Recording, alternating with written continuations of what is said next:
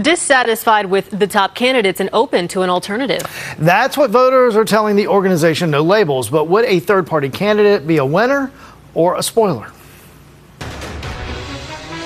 Third-party candidates have historically been on the presidential ballot. The group No Labels continues to try to get on the 2024 ballot in each state as they weigh their options if Joe Biden and Donald Trump are the clear nominees after Super Tuesday. No Labels polled voters in 8 battleground states, including North Carolina. When North Carolina voters were asked whether President Biden should run again, the number saying no jumped from 67% last December to 76% now.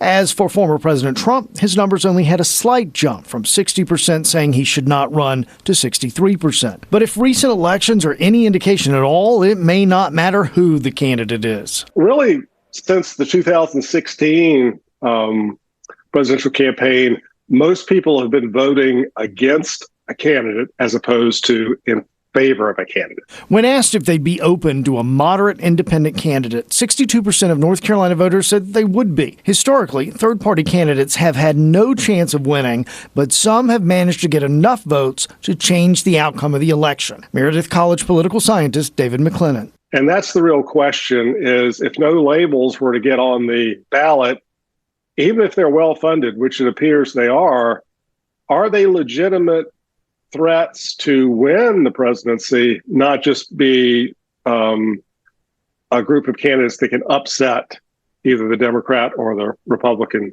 opponents. A few names have been tossed around as a possible No Labels nominee, including Senator Joe Manchin. And there's talk of one Democrat and one Republican sharing the ticket. But would their nominees be enough? They're going to spend tens, if not hundreds of millions of dollars and may not win a single electoral college vote. And that's, to me, the question of what's the purpose? I know they want to give people alternatives, but you've got to give people alternatives that can win.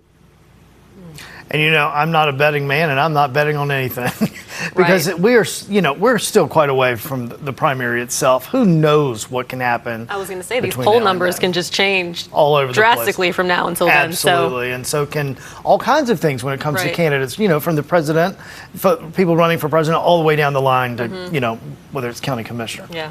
Well, you'll be following it, Russ. Yep. Thank you.